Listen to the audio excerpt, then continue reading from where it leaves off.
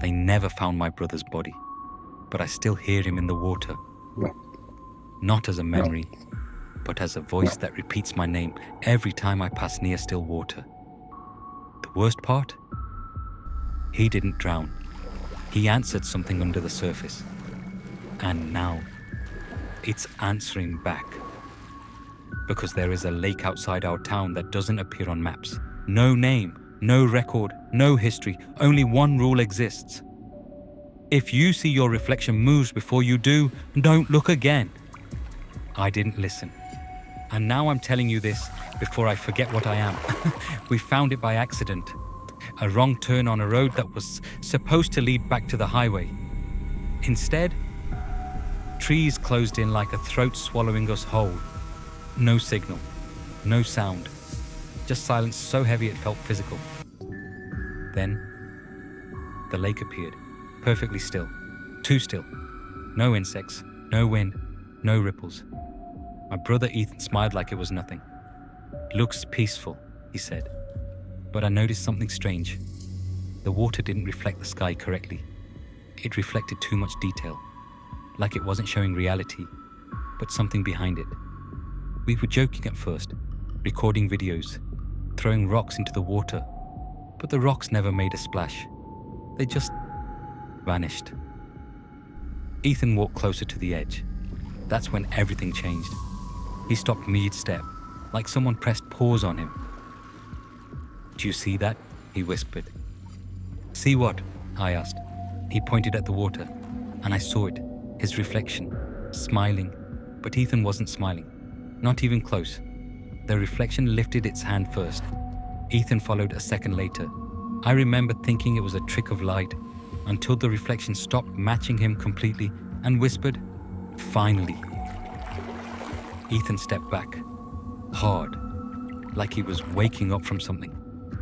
"Something's wrong," he said. Then the water reacted. Not ripples, not waves, but movement underneath, like something turning over in its sleep.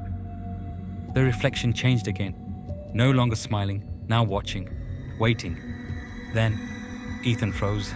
His face went blank. "Don't," I started, but he was already walking forward again. Except this time, it wasn't him deciding. His reflection was moving first, and Ethan was just following, like an echo that forgot it was an echo. He stepped into the water. No splash, no resistance, just disappearance, like the lake accepted him. We called for help, but when we returned with others, the lake was different, less real, less defined. Search team said there was no body, no disturbance, no evidence anyone was there. But I know what I saw, because I kept the footage.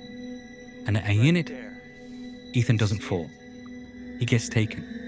Something pulls him downward from beneath the reflection, like the lake wasn't water, but a ceiling.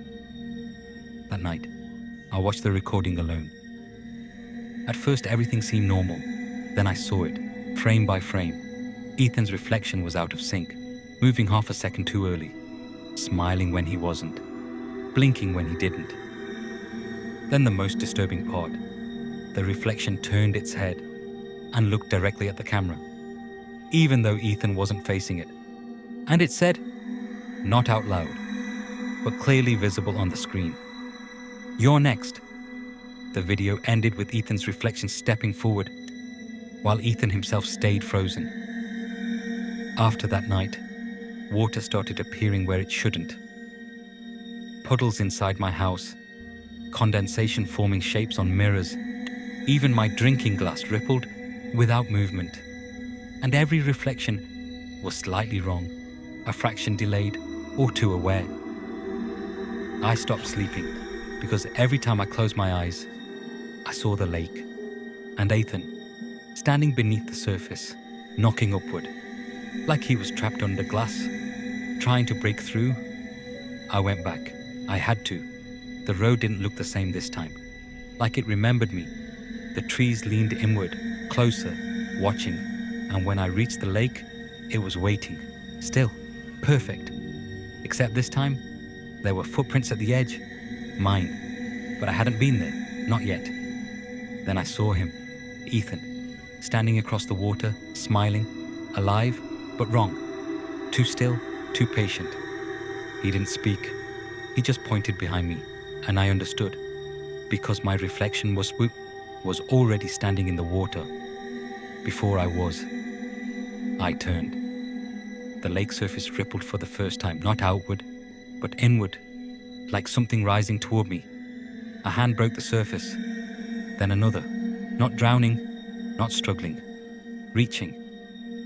And from behind me, Ethan's voice whispered, "Don't trust which one is you."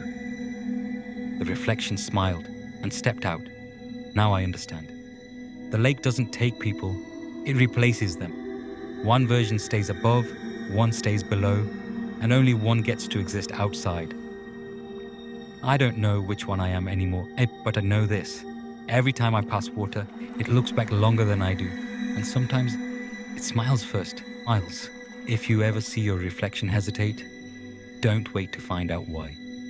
Because in the lake outside our town, you don't drown. You get edited out.